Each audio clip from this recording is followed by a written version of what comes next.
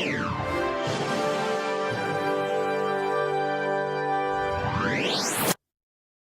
à tous, nous sommes en direct de la MWC 2013 à Barcelone. J'ai comme invité aujourd'hui à Claudia Zimmer, CEO de l'entreprise Aquafada. C'est ça, Aquafada. Ça se prononce comme ça. Oui. Si vous pouvez vous présenter, s'il vous plaît. Donc Claudia Zimmer, je suis cofondatrice de la société Aquafadas qui fait des produits logiciels pour le monde de l'édition et de la publication sur tablette et smartphone. D'accord. Vous pouvez faire une démo de vos produits ou plutôt de ce qui a été fait? Oui, alors bon, rapidement, en fait, l'objet de la société Aquafadas, c'est de créer des outils qui vont permettre aux éditeurs, aux créateurs de contenu, aux entreprises de marketing, de communication, de créer du contenu et de réaliser lui-même des applications, des magazines, du livre pour enfants enrichi et de le mettre à disposition sur ces tablettes. Donc c'est des outils qui permettent aux graphistes de reprendre la main sur la création, de faire des choses qui pourraient paraître compliquées, mais de façon graphique et très très simple. Voilà. Donc, c'est votre cible, c'est-à-dire c'est pas pour des programmeurs? Alors, on a aussi des solutions pour des programmeurs. Un designer pourra faire du contenu, des magazines et des applications kiosques compatibles avec Newsstand de Apple, ou des applications qui fonctionneront sur Android. Mais des ingénieurs pourront prendre notre SDK, donc notre brique logicielle, et l'incorporer dans une application qu'eux auraient développée. Donc on a vraiment les deux aspects, soit des choses drag and drop très simples mais très puissantes, puisqu'on a derrière toute une infrastructure qui a été mise en place, ou des choses faites maison pour les développeurs iOS. Donc aujourd'hui, on a comme clients Prisma, Lagardère, Mondadori, Air France, Nespresso. Des grands groupes et des grandes voilà, marques. des grands groupes, des grandes marques comme EDF, Sanoma en Belgique. On a des Harper's aux États-Unis. Donc on a un bureau à New York. Voilà, donc je vais peut-être vous montrer quelques réalisations qui ont été faites avec nos produits. Donc là, on est sur Newsstand et on peut voir tout un tas d'applications ou de magazines qui sont faits avec nos outils. Donc je vais vous montrer par exemple l'Espresso. Voilà. Donc ce qu'ils ont fait, c'est qu'ils ont créé un magazine en deux langues, en anglais et en français, qui accompagne l'expérience Nespresso. Donc c'est quelque chose qui est accessible à tout le monde. Il faut soit être client Nespresso, soit se créer un compte.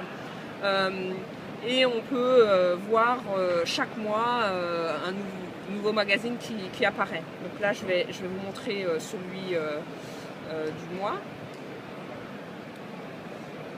Donc c'est du contenu qui est assez riche, un magazine qui a des animations, qui a une expérience de lecture relativement riche et qui est réalisé en fait par une équipe de designers chez Lagardère.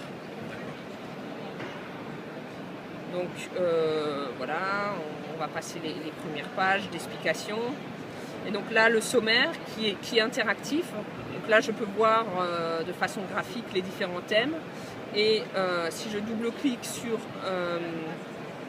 un chapitre, hop, voilà, j'ai le magazine. Alors là, on voit qu'il y a une petite animation de couleurs. Donc ça a été fait entièrement avec vos produits et entièrement par des personnes effectivement, qui sont plutôt graphistes. Exactement. Donc on a vraiment des choses qui sont complètement... Enfin, comment l'éditeur se retrouve avec les clés de la création sans que des ingénieurs aient à intervenir, ce qui est assez important. Alors on a des choses qui sont de l'ordre du livre pour enfants. Donc je vais vous montrer par exemple des choses que fait un éditeur Egmont. Donc c'est un éditeur danois qui est présent dans 30 pays, qui a toutes les licences Mattel, Disney et qui fait du contenu très riche pour les enfants. Donc là, on a, alors je sais pas, je vais mettre un peu de son. Voilà. Donc là, on a des livres de Barbie. Alors je sais pas s'il y a beaucoup de petites filles dans vos auditeurs, mais... Non, mais... et donc, ici, le livre est lu. Il y a des, si je clique, j'ai des appareils à photo qui se déclenchent. J'ai un certain nombre de jeux. Alors attendez, donc si je fais jeu, l'enfant se retrouve à devoir reconnaître voilà, les chiffres. Pour les voilà. ordonnées, non, j'imagine. Exactement. Donc il y a cette nouvelle tendance de mélanger l'expérience de lecture et l'expérience de jeu.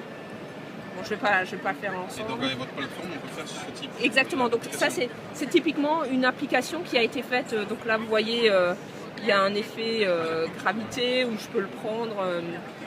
Il y a d'autres jeux. Parce que ça effectivement, s'il fallait le programmer, ça serait un peu plus compliqué. Voilà. Donc voilà. Donc bon, énormément de petits jeux, un petit labyrinthe. Donc là, il faut que je prenne. Et donc avec voilà. vos produits, on peut faire des produits, j'allais dire, plus compliqués que ça, ou si on arrive à la limite Non, c'est une plateforme qui est très très ouverte et qui permet aux graphistes de prendre la main et de créer des choses très riches avec des briques de base ou en associant des briques de base, quoi. On est vraiment dans l'outil Lego, voilà. mais pour l'édition. D'accord. Voilà. J'ai juste une petite question parce que vous avez annoncé des références plutôt impressionnantes de grandes entreprises. Pourquoi seulement des grandes entreprises? Par le coût du produit? Non. En fait, on a énormément de tout petits éditeurs ou même des self-publishers, donc des auteurs qui se publient en utilisant nos outils, en téléchargeant. Notre outil peut être téléchargé gratuitement en ligne. On peut essayer de faire du contenu, on peut le créer et on paye au moment où on veut publier. Donc là, je vais vous montrer quelque chose qui a été fait par la Réunion des musées nationaux. Donc c'est leur catalogue et là, on est dans une approche très différente. Ce qu'ils voulaient, c'est ne pas avoir à refaire la mise en page. Donc ici, on reconnaît le livre ouvert. Si je clique ici, ils ont rajouté des vidéos, ils ont rajouté un certain nombre de choses qui rendent l'expérience plus intéressante. Mais on a le livre tel qu'il était au départ. Et là, ce qu'on voit, c'est que le livre n'est pas forcément adapté, c'est écrit trop petit. Donc nous, on a développé... On peut faire un zoom, mais pas seulement. On a créé quelque chose qui s'appelle la lecture guidée. Là, je choisis la taille qui me correspond. Et ensuite, je dis lecture guidée et il va m'amener... Il suit le cours le flow du texte en fait. Voilà, il tourne la page pour moi et donc je suis vraiment complètement dédiée à la lecture et non pas à la navigation qui est toujours très pénible. Et ça s'adapte aussi bien sur iPhone que sur tablette et il n'y a quasiment pas de travail pour l'éditeur. Donc c'est une formule qui est très très simple, agréable et économique en production. On a aussi la possibilité de zoomer sur les images, puisqu'ici on est dans du livre, donc je vais vous montrer un exemple sur cette peinture, puisqu'on a ce qu'on appelle le deep zoom, donc c'est quelque chose qui va me permettre en temps réel d'aller très voilà, sur le zoom, d'avoir une résolution. Voilà, donc on voit des choses qu'on ne verrait même pas sur place parce que jamais le gardien vous laisserait mettre le nez à telle distance. Voilà. Donc on a tout un tas de petites fonctionnalités qui sont adaptées à l'édition de beaux livres, à l'édition de documentation. Voilà. D'accord. Non, ce que vous avez dit, et c'est pour ça que je vous ai posé quelques questions sur les références que vous aviez. Ce qui m'intéresse, parce qu'il y a beaucoup de mes lecteurs qui seront intéressés de créer leur propre livre ou petit jeu, j'allais dire.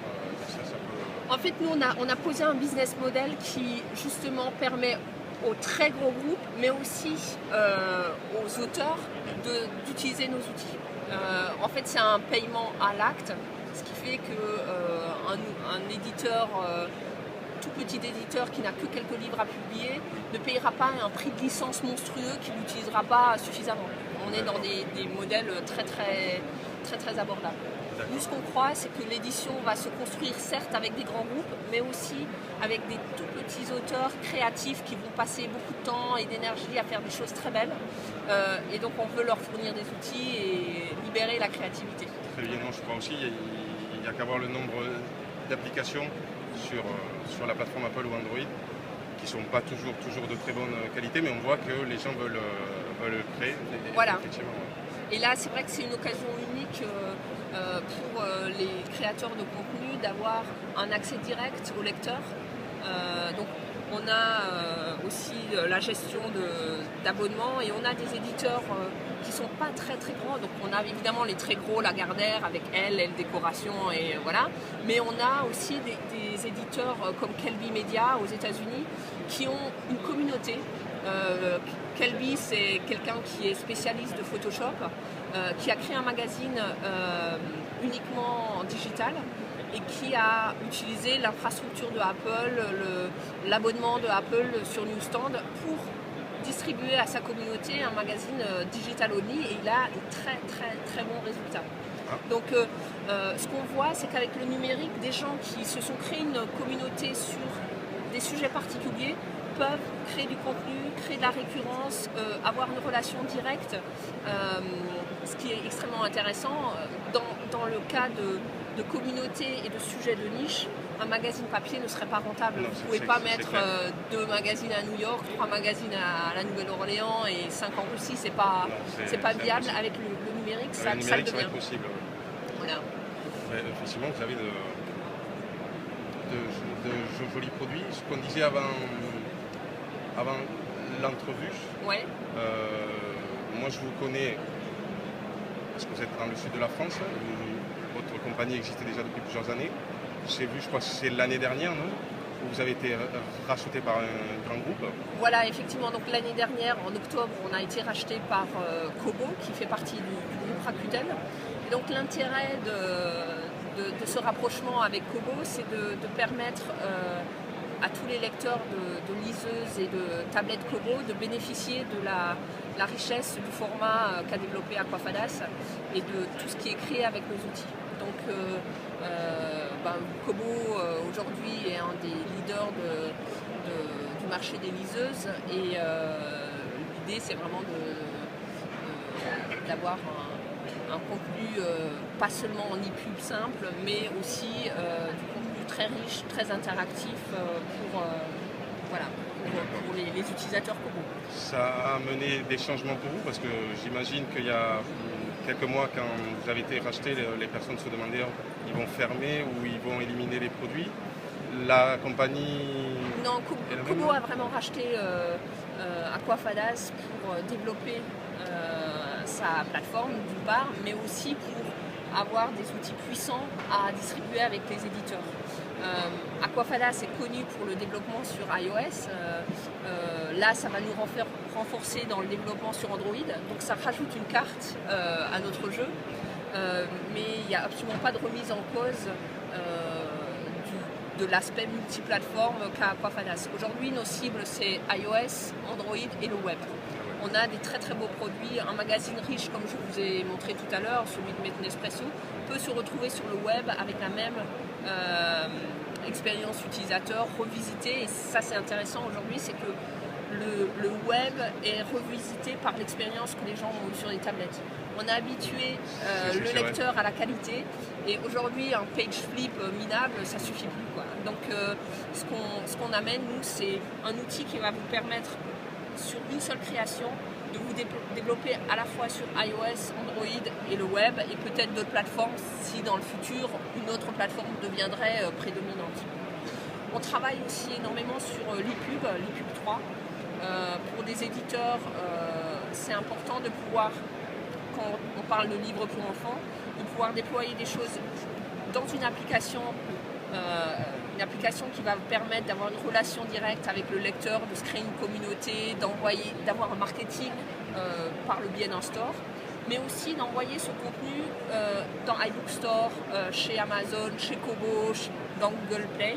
C'est-à-dire avoir le même contenu mais sur différentes plateformes, on va dire. Et donc on travaille énormément sur des exports EPUB 3 riches avec des animations HTML5. Donc on a envie aujourd'hui d'aider les éditeurs à avoir le moins de coûts de création et de duplication possible. Quelque chose qui est fabriqué avec nos outils pourra soit être exporté pour aller dans une application, soit être exporté le web, non, pour être en EPUB 3, alors avec une expérience un peu moins riche parce que les petits jeux que je vous ai montrés n'existent pas de façon probante encore dans l'EPUB 3, mais on crée les équivalents HTML5 quand on peut, et surtout une très très belle mise en page. Enfin, on essaie de maintenir au maximum la qualité de lecture que l'éditeur a pu mettre en place. D'accord. Voilà. Donc très bien. Donc aucun changement pour la compagnie, si ce n'est d'avoir le support d'un grand groupe. Non? Voilà. Donc énormément d'investissements à l'export. On va être présent sur tous les continents de ce monde et c'est très très bien puisque l'idée c'est de pouvoir mutualiser les coûts pour développer et investir encore plus dans les outils de demain. D'accord.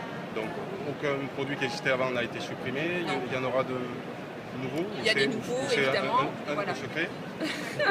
Non, évidemment, les équipes grossissent. Aujourd'hui, c'est vrai qu'on est en plein développement. Le rapprochement avec Kobo est une véritable opportunité pour Aquafadas. Merci beaucoup. Je profiterai dans le bas pour mettre des liens sur vos différents produits. Voilà, très bien. Bon salon.